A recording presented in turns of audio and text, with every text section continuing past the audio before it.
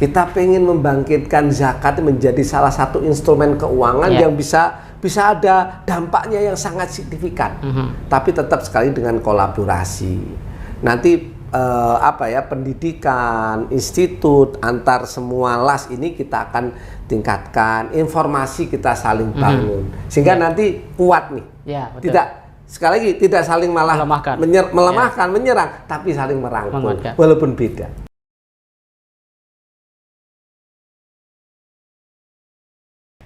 Assalamualaikum warahmatullahi wabarakatuh. Pemirsa BMH TV dimanapun berada, alhamdulillah kita kembali bertemu di saluran yang cerdas menggerakkan. Terus dukung konten edukasi, dakwah dan pendidikan dari BMH TV dengan cara like, comment, share dan subscribe. Sahabat kalian, zakat memberikan kontribusi yang signifikan terhadap upaya mencerdaskan kehidupan bangsa, diantaranya yang kita lakukan melalui gerakan dakwah terkhusus masyarakat pedalaman. Dan pada kesempatan ini kita akan coba mengulas lebih dalam tentang bagaimana sebenarnya zakat berkontribusi untuk dakwah, dan telah hadir bersama saya Kiai Haji Bukhari Muslim. Assalamualaikum Pak Kiai. Waalaikumsalam warahmatullahi wabarakatuh. Wah, ini saya lihat Pak Kiai segar terus, senyum terus. Alhamdulillah, barakatillah, semuanya dari Allah. Masya Allah, barakallah. Oke Pak Kiai, kalau kita bicara tentang zakat untuk dakwah, itu seperti apa dalam dimensi sejarah, mungkin juga dimensi empirik perjalanan bangsa Indonesia, dan ke depan perlu kita konstruk seperti apa ini zakat agar lebih maksimal mendorong dakwah di pedalaman. Silakan Pak Kiai. Bismillah, alhamdulillah, wassalatu wassalamu ala rasulillah, wala hawla wala quwata illa billah. Pemirsa yang dirahmati oleh Allah, zakat ini salah satu instrumen keuangan Islam yang ada di Quran maupun hadis dan sejarah. Nah, perkembangannya ketika zaman Rasulullah SAW itu mungkin saya bisa katakan agak terbatas. Terbatas dalam hal apa? Konteks mengenakan zakatnya. Objek-objek zakatnya tidak seperti saat ini. Misalnya saat ini sudah mulai dikaji tentang zakat perusahaan.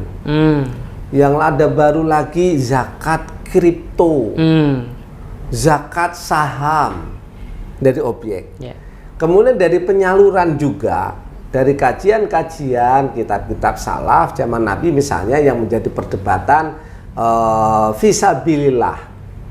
Salah satu asnaf penerima zakat itu adalah fisabilillah. Kalau ulama-ulama salaf itu lebih cenderung, misalnya mazhab Syafi'i, sabilillah adalah orang yang jihad, perang betul. Nah, pemaknaan baru sekarang, fisabilillah itu orang yang memperjuangkan agama Allah, misalnya di pedalaman, di daerah-daerah yang sangat minoritas atau bahkan tidak minoritas. Kita tahu di negara kita ini sangat luas, banyak di tengah-tengah hutan orang-orang yang tidak pernah mengenal Islam misalnya, mungkin hanya dengar. Nah, orang-orang kita, para dai-dai kita, mereka menyebarkan agama, memperkenalkan Allah, memperkenalkan Rasulullah di daerah yang itu sangat pedalaman atau istilahnya daerah tertinggal. Nah, itu apakah dia termasuk fisabilillah? Ini kajian kontemporer itu termasuk fisabilillah. Oh, Masya Allah. Nah, sehingga teman-teman sekalian, kita sebagai lembaga amil zakat itu harus berusaha mencarikan, memberdayakan zakat yang sudah kita dapat, kita kelola, kita ada prioritas untuk menyebarkan Islam, kita bantu fisabilillah itu. Nah, itu bagi saya mereka berhak. Karena apa? Mereka kalau tidak dibantu, mereka akan fokus untuk dakwah. Sedangkan sebagaimana saya punya pengalaman juga ke pedalaman, mereka tuh nggak punya pemasukan, nggak punya pendapatan. Istilahnya nggak punya maisha, sedangkan dia punya keluarga, punya istri, punya anak-anak. Nah, Ketika dia fokus dakwah, pagi ngajarin, siang ngajarin, memperkenalkan Allah, memperkenalkan Rasulullah, terus dia itu nggak sempet loh nanem ke ladang, ke sawah, nggak sempet. Nah karena sibuk itu, maka ini perlu apa? Kita kasih, kita berikan sebagian zakat ini. Nah ini yang perlu kita kembangkan. Karena apa? Sekali lagi, wilayah kita yang ada di Papua, di Maluku, Kalimantan itu masih banyak. Saya sampai pernah bikin program seperti itu. Tapi dulu memang belum dapat zakat. Nah ini teman-teman sekalian yang perlu lembaga amil zakat khususnya BMA ini harus pinter nih. Kolaborasi antara pengurus yang ada di Jakarta, di kota ini yang relatif fasilitasnya lengkap dengan mereka jalan kaki, sendal susah, kadang-kadang masjid saja ala kadarnya. Kita tahu kadang-kadang jebol, kadang-kadang sama anjing, sama macam-macam. Udah, nah ini yang harus kita harus pikirkan. Nanti kita kembangkan, kemudian bisa berkembang kemana-mana. Sehingga kita anggaplah fisabilillah tadi, para dai, para ustadz yang mau fokus di situ tidak lagi kesusahan memikirin ma'isyahnya. Nah itu yang saya kira. Masalah. Luar biasa. Jadi zakat memang sangat relevan Pak ya. Bahkan harus kita perkuat untuk mendorong para dai di dalam berdakwah, mencerdaskan umat ini ya, mencerdaskan kehidupan bangsa. Yang kedua ini Pak Kiai, apa yang penting untuk dilakukan sebagai sebuah terobosan ya, terhadap lembaga amil zakat yang kaitannya kalau tadi lebih kepada ma'isyah, tapi bagaimana kita juga mendorong mada'u yang mereka bina ini kan, mulai misalnya dari pencerdasan itu sendiri, karena kalau kayak di Papua itu Pak Yai, kita mau ngajarkan Iqra, kalau nunggu beli di toko, gak ada toko di sana, gak ada yang jualan itu maksudnya, Quran dan sebagainya. Sementara kalau mau ngirim ke sana, harga kirimnya lebih mahal daripada Qurannya itu sendiri. Nah ini seperti apa kolaborasi yang mungkin umat juga bisa terlibat dalam pemberdayaan masyarakat pedalamannya. Tadi kan zakat untuk dai-nya sudah oke. Tinggal bagaimana untuk masyarakat pedalamannya yang juga kita tahu mungkin sangat terbatas gitu. Yang kedua memang ini kalau dari aspek fisabilillah ustadznya, dai-nya Betul. Zakat itu juga fuqara wal masakin. Saya yakin mereka itu minal mustahqin, mereka termasuk golongan yang berhak menerima. Nah, berarti ada dua minimal penyaluran kepada fisabilillahnya, yang kedua kepada mad'unya. Orang yang berhak ini gini, kita jamin, anggap saja beginilah, kita ada ungkapan kadal fakru ayyakuna kufron. Orang kalau fakir itu mendekatin kekafiran.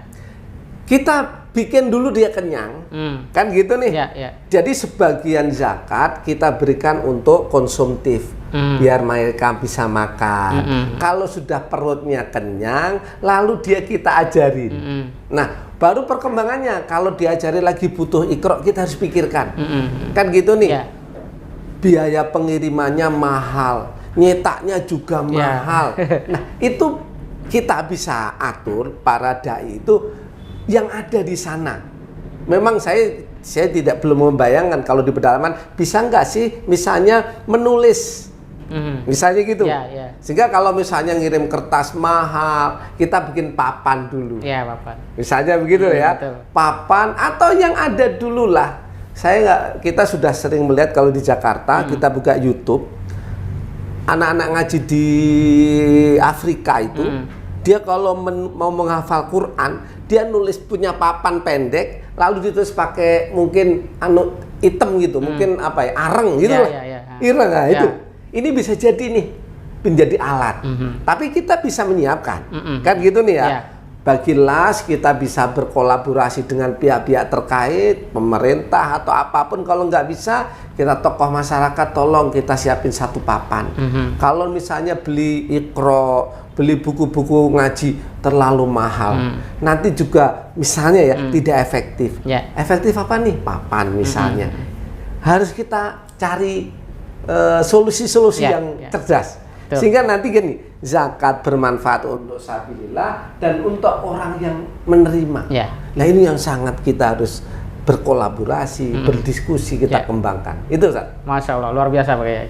Nah, yang terakhir sahabat sekalian, Kiai Haji Imam Bukhori ini, Bukhori Muslim ini adalah ketua Poros, ya, sebuah lembaga yang menaungi lembaga amil zakat di bawah Ormas, yang tentu ada energi-energi besar yang ingin beliau wujudkan dalam Poros ini.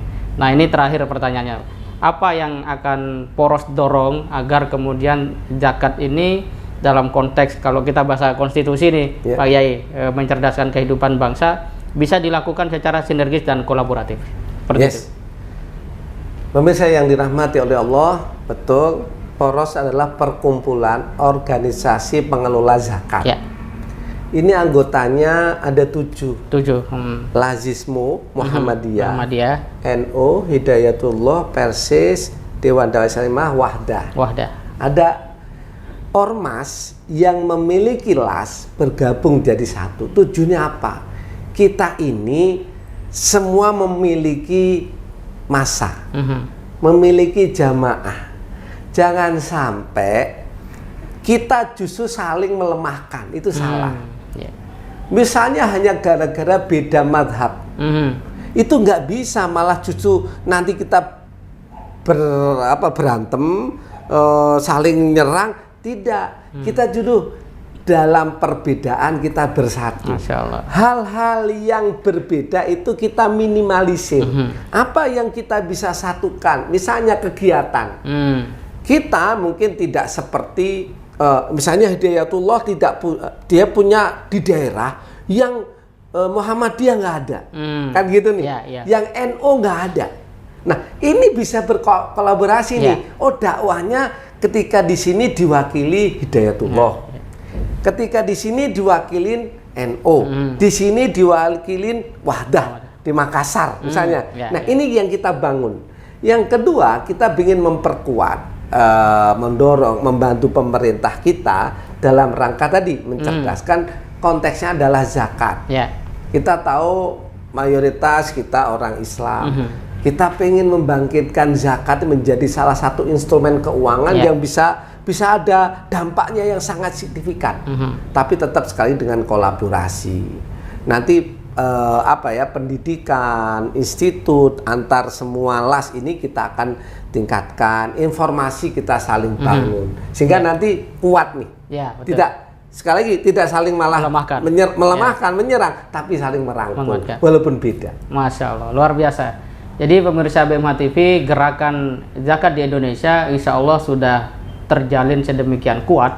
Bahkan lembaga amil zakat yang di bawah Ormas itu sudah berkumpul untuk melakukan satu sinergisitas, sehingga dana zakat, infak, dan sedekah dapat tersalurkan secara optimal, menghadirkan progresivitas sesuai dengan mungkin karakter dan ciri khas serta kekuatan masing-masing ormas. Saya kira ini adalah satu hal yang sangat penting dan memberikan satu gerbang besar bagi kita bahwa zakat akan membawa maslahat lebih luas. Amin, amin. Terima kasih banyak Pak Kiai atas waktunya. Sama-sama. Semoga sehat selalu. Amin, amin.